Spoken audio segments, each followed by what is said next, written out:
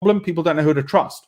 What do I mean by that? This is when the S&P was at 2,900. These are the biggest Wall Street banks, and this is what they said about their forecast when the S&P, the 500 largest American companies, okay, and until now, Tesla wasn't even in there, by the way.